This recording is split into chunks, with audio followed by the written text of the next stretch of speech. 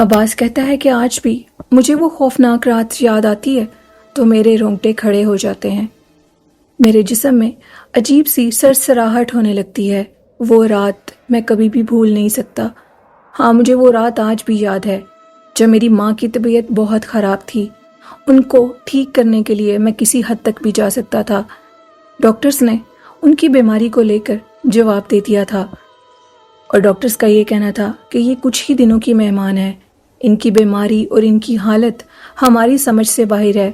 ہر حکیم کے پاس، ہر ڈاکٹر کے پاس ان کی بیماری کا کوئی علاج نہیں تھا۔ ہماری گلی میں ایک عورت کے بارے میں مشہور تھا کہ وہ کالا جادو کرتی ہے۔ وہ رات کے ٹائم اپنی حویلی کے کھنڈر میں کالا جادو کرتی تھی۔ لوگ اسے دیکھتے تھے اور اسے کسی کا بھی کوئی ڈر نہیں تھا۔ ہاں، لیکن اس نے کبھی بھی محلے کے کسی انسان کو کوئی نقصان نہیں دیا تھا۔ لوگ اس کے پاس بہت دور دور سے آتے تھے اور اس سے اپنا علاج بھی کرواتے تھے۔ اس عورت کے بارے میں یہ مشہور تھا کہ اس کے اوپر خود بھی جنات اور اسیب کا سایہ ہے، جس کی وجہ سے وہ ان معاملات میں داخل ہوئی اور اس نے یہ کالے جادو ختم کرنے کا اور لوگوں پر کالا جادو کرنے کا بھی کام شروع کر دیا۔ لوگ اسے بہت بھاری معاوضے دیا کرتے تھے۔ یہ باتیں صرف ہم نے سنی تھیں، آج تک اس کو دیکھا نہیں تھا۔ ہاں، یہ بات مشہور تھی کہ محلے میں ایک فیملی رہتی تھی جن کی بیٹی اس کے گھر میں کام کیا کرتی تھی۔ وہ بہت غریب خاندان سے تعلق رکھتے تھے اور اس لیے اس نے ان کی مجبوری سے فائدہ اٹھایا اور ان کی بیٹی کو اپنے ہی پاس کام کے لیے رکھ لیا۔ وہ لڑکی کچھ باتیں محلے والے لوگوں کو بھی بتاتی تھی۔ اس کا کہنا تھا کہ وہ بوڑھی آنٹی مجھے بہت زیادہ ڈانٹتی ہیں اور مجھے یہ کہتی ہیں کہ اگر تم نے میرے متعلق کسی کو بھی کچھ بتایا تو میں تمہاری جان لے لوں گی۔ میرے پاس بھاری موکلات ہیں اور وہ موکل تمہیں جان سے مار دیں گے۔ یہ باتیں سننے کے بعد وہ بچی اپنا منہ زیادہ نہیں کھولتی تھی، لیکن کچھ باتیں وہ بتاتی تھی۔ اس کا کہنا تھا کہ جیسے ہی رات ہوتی تھی وہ آنٹی مجھے ساتھ لے کر اپنے گھر کی بیک سائیڈ والے کھنڈر میں چلی جاتی تھی۔ وہ اسی کی پرانی حویلی تھی جس میں کہا جاتا تھا کہ آج سے کئی سال پہلے اس کا خاوند اور اس کے بچے بھی رہتے تھے۔ جب سے اس نے کالا جادو شروع کیا، ان کی ایک ایک کر کے موت ہو گئی۔ اس حویلی کے اندر آگ لگ گئی اور دیکھتے ہی دیکھتے وہ تمام کے تمام لوگ جل گئے۔ بدقسمتی سے یہ اس ٹائم اس حویلی کے اندر موجود نہیں تھی۔ سننے میں آیا تھا کہ یہ گھر پہ نہیں تھی، اور جب یہ واپس آئی تو ساری حویلی جل چکی تھی۔ پھر اس نے اسی حویلی کے ساتھ اپنی ایک اور رہائش گاہ بنائی جس کا راستہ اسی حویلی میں سے آتا تھا۔ اس بچی کا کہنا تھا کہ جب وہ کالے جادو کے لیے جاتی تھی تو مجھے اپنے ساتھ لے کر جاتی تھی اور میرے پاس اس کی تمام وہ اشیاء ہوتی تھیں جن پر وہ کالا جادو کرتی تھی۔ یہ باتیں محلے والے بھی سنتے تھے اور وہ ڈر کے مارے اس کے گھر کے قریب بھٹکتے بھی نہیں تھے۔ بڑی بڑی گاڑیوں پہ لوگ آتے تھے، اس کو بھاری معاوضے دیتے تھے۔ وہ بچی دیکھتی بھی تھی۔ ایک دن اس بچی کا کہنا تھا کہ میں نے رات کے ٹائم چیخنے چلانے کی آواز سنی۔ تقریباً وہ 15 سے 16 سال کی بچی تھی۔ جب اس نے وہ آوازیں سنی تو وہ اپنے کمرے سے باہر نکلی اور ان چیخوں کے تعاقب میں ان چیخوں کے پیچھے گئی تو وہ چیخیں اسی حویلی کے اندر سے آ رہی تھیں۔ اس نے جب جا کر دیکھا تو وہ جو بوڑھی عورت تھی اس کا چہرہ بہت بدنما اور بدصورت ہو چکا تھا۔ اس نے اپنے چہرے کے اوپر کالے رنگ کا رنگ لگایا ہوا تھا اور اپنے بال کھولے ہوئے تھے۔ اپنے بالوں میں وہ سرخ رنگ ڈال رہی تھی اور عجیب و غریب حرکتیں کر رہی تھیں۔ وہ بچی یہ سارا منظر دیکھ رہی تھی اور اتنی خوف زدہ ہوئی کہ اس کے بعد اس نے وہاں پر کام کرنا چھوڑ دیا۔ اس کے والدین نے بہت کہا کہ وہاں سے ہمیں کافی پیسے ملتے ہیں، لیکن پھر بھی اس بچی نے کہا کہ اگر آپ نے مجھے دوبارہ اس کے پاس بھیجا تو میں اپنی جان لے لوں گی۔ خیر، مجھے مطلب اس کی ان باتوں سے نہیں تھا، کیونکہ وہ ہمیں کوئی نقصان نہیں دیتی تھی۔ وہ جو بھی عمل کرتی تھی اپنے لیے کرتی تھی اور اس کا جو بھی نقصان ہوگا وہ خود ہی بھگتے گی۔ لیکن ایک دن جب کہتے ہیں کہ میری والدہ کی طبیعت بہت خراب تھی تو مجھے کوئی راستہ نظر نہ آیا۔ محلے کے ایک بزرگ شخص نے کہا کہ مجھے لگتا ہے کہ تمہاری والدہ کے اوپر کالا جادو ہے اور وہ کالا جادو تمہاری والدہ کی جان لے لے گا، کیونکہ میری والدہ کے اوپر خون کے چھینٹے آیا کرتے تھے اور جیسے ہی وہ خون کے چھینٹے ان کے اوپر آتے تھے تو ان کی حالت خراب ہو جاتی تھی۔ ان کے سارے جسم میں ایک لا علاج درد اٹھتا تھا۔ ڈاکٹرز نے اس کو کینسر قرار دے دیا تھا، لیکن کہیں بھی کوئی زخم نہ اندر نہ باہر۔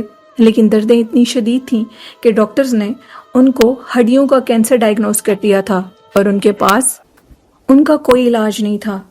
ان کا کہنا تھا کہ میری والدہ ساری رات تکلیف میں کراتی تھیں۔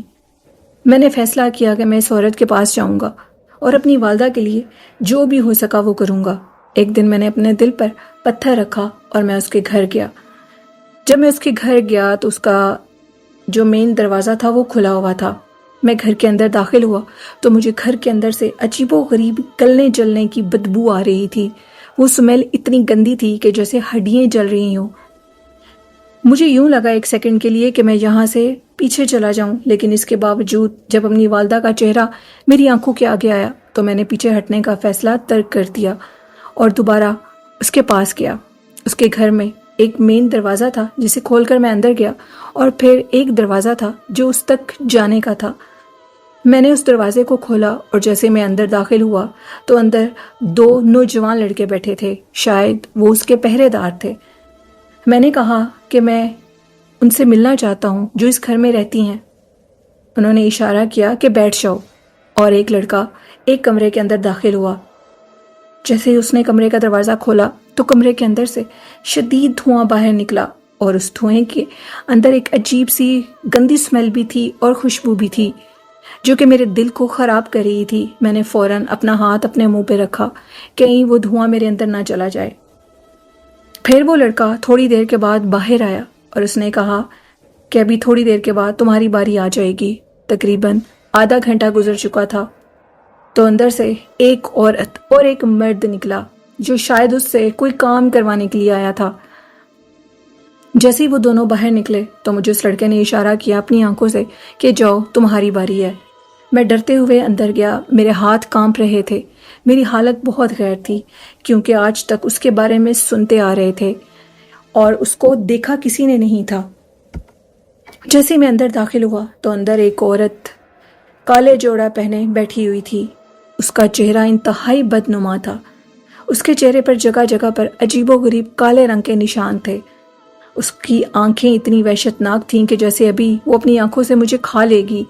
اس کی آنکھیں بہت پھٹی ہوئی اور بڑی تھیں۔ اس کا چہرہ عجیب و غریب رنگت کا تھا، بہت کالا بھی نہیں اور بہت صاف بھی نہیں۔ کالے رنگ کے نشان اس کے چہرے پر نمایاں تھے۔ اس کی آنکھیں دیکھ کر ہی میں ڈر گیا تھا اور میں نیچے بیٹھا اور میں نے کہا کہ مجھے آپ سے ایک کام ہے، جس پر اس نے مجھے کہا کہ میں جانتی ہوں کہ تم اپنی والدہ کے لیے تعویذ لینے کے لیے آئے ہو۔ جس پر میں نے کہا تعویذ نہیں، ان پر کالا جادو ہے اور اس کالے جادو کی کاٹ صرف تم ہی کر سکتی ہو۔ جس پر اس نے کہا بہت خوب، شاندار، تم نے ٹھیک کہا، آؤ بیٹھو میرے پاس۔ اس نے کہا کہ تمہاری والدہ کے اوپر شدید کالا جادو ہے اور یہ کالا جادو تمہارے اپنوں نے ہی ان پر کیا ہے۔ وہ اس کی موت چاہتے ہیں اور تقریباً کچھ دن بعد اگر اس کا علاج نہ ہو سکا تو اس کی موت ہو جائے گی، بشرطے کہ یہ جادو بہت سخت ہے۔ خیر میں نے کہا کہ مجھے کس حد تک بھی جانا پڑے میں اپنی والدہ کے لیے جاؤں گا، کیونکہ میرے والد صاحب کی تو پہلے ہی ڈیتھ ہو چکی ہے اور میری 2 بہنیں اور میں ہی صرف اپنے گھر میں رہتے ہیں اور اب میری والدہ بھی بیمار ہیں۔ میں ان کی حالت خراب نہیں دیکھ سکتا۔ اس نے مجھے عجیب و غریب کچھ چیزیں لکھ کر دیں اور کہا کہ یہ کل لے آنا اور کل سے میں تمہاری والدہ کا علاج شروع کر دوں گی، لیکن اس کے لیے تمہیں روز میرے پاس آنا ہوگا۔ تقریباً 11 دن یہ عمل چلے گا۔ وہ جو چیزیں اس نے مجھے بتائیں وہ چیزیں مجھے بہت مشکل سے ملی، لیکن میں نے وہ چیزیں ڈھونڈ لیں اور ان کو ڈھونڈنے کے بعد اگلی شام 7 بجے اس کے پاس چلا گیا۔ وہ میرے ہی انتظار میں تھی۔ میں نے وہ چیزیں اس کو دیں۔ وہ چیزیں دیکھنے کے بعد اس نے مجھے کہا کہ رات 10 بجے تم ٹھیک میرے گھر آؤ گے اور پھر تمہاری والدہ کا جو کام ہے وہ ہم شروع کریں گے۔ میں انتظار میں تھا کہ کیسے ہی ٹائم ہو اور میں اس کے پاس جاؤں۔ اپنے ٹائم پر میں اس کے پاس پہنچ گیا۔ وہ مجھے اپنے ساتھ اسی پرانے کھنڈر کی طرف لے کر گئی جس کا ذکر وہ بچی کیا کرتی تھی۔ ہم دونوں اس راستے کھنڈر میں پہنچ گئے تھے۔ اس کے ہاتھ میں ایک موم بتی تھی جس کی روشنی میں وہ مجھے لے کر جا رہی تھی۔ ہم لوگ اس کھنڈر کے اندر پہنچ گئے اور اس کھنڈر کے اندر ایک خوفناک کمرہ تھا. شاید ادھر ہی بیٹھ کر وہ کالا جادو کیا کرتی تھی. وہ ایک پرسرار کمرہ تھا جس میں ڈھیر ساری کھوپڑیاں تھیں جس میں عجیب و غریب چیزیں پڑی ہوئی تھیں. اس نے ڈھیر ساری لکڑیاں اٹھائیں اور ان کی آگ جلائی. وہ جو چیزیں مجھ سے منگوائی تھیں وہ اس نے مجھ سے لے لیں اور کہا کہ تم میرے سامنے بیٹھ جاؤ. اب میں عمل شروع کرنے لگی ہوں اور ساتھ میری والدہ کی تصویر بھی منگوا لی. مجھے یوں محسوس ہو رہا تھا کہ جیسے میری والدہ کو کچھ ہو نہ جائے. پتہ نہیں یہ کیا عمل کرے گی. وہ عمل شروع کر چکی تھی. اب مجھے محسوس ہو رہا تھا کہ جیسے میرے ارد گرد کالے رنگ کے سائے منڈلا رہے ہوں. وہ پڑھائی پڑھ رہی تھی اور وہ کالے سائے مزید اپنے ہاتھوں سے میرے گلے تک آ رہے تھے. مجھے یوں لگ رہا تھا کہ وہ میرا گلا دبوچ لیں گے. جس پر اس نے مجھے اشارہ کیا کہ ڈرنا مت، ایسا ہوتا ہے. وہ اپنی جو بھی منتر کے ذریعے پڑھائی پڑھ رہی تھی اس کو وہ روک نہیں رہی تھی اور بلکہ اور تیزی سے اونچی آواز میں پڑھنے لگی. اچانک سے وہ کالے سائے غائب ہو گئے اور ایک بلند چیخ میرے کانوں میں آئی. وہ چیخ اسی عورت کی تھی اور میں نے دیکھا کہ وہ نیچے گری اور بے ہوش ہو گئی. میں بہت زیادہ ڈر گیا. تھوڑی دیر کے بعد میں نے اس کو ہلانے کی کوشش کی، اس کو اٹھانے کی کوشش کی، لیکن وہ ایسے ساکت پڑی تھی کہ جیسے اس کی جان نکل گئی ہو. اس کو اس حالت میں دیکھ کر میں نے اس کے کھنڈر کی دیوار پھیلانگی اور وہاں سے باہر نکل گیا. میری خوش قسمتی یہ تھی کہ جس دن اس نے یہ عمل شروع کیا تھا اور اس نے مجھے اپنے پاس رات کو بلایا تھا، اس دن وہ 2 نوجوان لڑکے اس کے گھر پر موجود نہیں تھے. اس چیز کی کسی کے پاس کوئی گواہی نہیں تھی کہ میں اس کے گھر گیا ہوں. خیر صبح ہوئی، میرے ہاتھ پاؤں کانپ رہے تھے اور صبح صبح پتہ لگا کہ وہ جو کالے جادو کرنے والی عورت ہمارے محلے میں رہتی ہے اس کی ڈیتھ ہو چکی ہے. ان کا کہنا تھا کہ اگر آپ یقین نہیں کریں گے تو میری والدہ ایک ہی رات میں بالکل ٹھیک ہو چکی تھیں. یوں مانو کہ ان کے اوپر سے وہ جو بیماری، وہ کالا جادو، وہ جو سایہ تھا وہ ختم ہو چکا ہے. میں نے اس بات کے متعلق کسی سے ذکر نہیں کیا اور لوگوں نے صبح اٹھ کر یہ کہا کہ شاید اسے اپنا ہی کیا ہوا اس پر پڑ گیا کیونکہ وہ لوگوں پر کالا جادو کرتی تھی. محلے میں کسی پر بھی کوئی مصیبت آتی تھی تو لوگ سمجھتے تھے کہ وہی کالا جادو کرتی ہے، جبکہ ایسا نہیں تھا. اس نے میری والدہ کی جان بچائی. محلے کا کوئی بھی شخص اس کے قریب جانے کو تیار نہیں تھا. شاید اس کے کوئی اپنے بھی نہیں تھے کیونکہ ان کی بہت پہلے موت ہو چکی تھی. محلے کے لوگوں کا کہنا تھا کہ اگر ہم اس جادوگرنی کے نزدیک جائیں گے تو ہمیں بھی گناہ ملے گا کیونکہ کالا جادو کرنے اور کروانے والا دونوں ہی دوزخ میں جاتے ہیں. اس میں کوئی شک نہیں ہے. لیکن ہم تصویر کا صرف ایک پہلو دیکھتے ہیں، دوسرا نہیں. اس عورت نے میری ماں کی جان بچائی تھی. اس نے اپنی جان پر کھیل کر ان کی جان بچا لی. میں نے ان بابا جی کو بلایا اور کہا کہ ہمیں آگے بڑھ کر اس عورت کے لیے کچھ انتظام کرنا ہوگا، اس کے جنازے کا انتظام کرنا پڑے گا. بابا جی نے کہا کہ بیٹا تم بالکل ٹھیک کہہ رہے ہو. اور میں آگے بڑھا، اس کے گھر گیا. وہ ہمیں گھر پر کہیں بھی نظر نہیں آ رہی تھی. اس بچی کی مدد سے میں تو سب کچھ جانتا تھا، لیکن میں نے سب محلے والوں کے سامنے یہ ڈرامہ اس لیے کیا کہ کہیں اس کے قتل کا الزام میرے پر نہ آ جائے، جبکہ میں نے ایسا کوئی کام نہیں کیا تھا.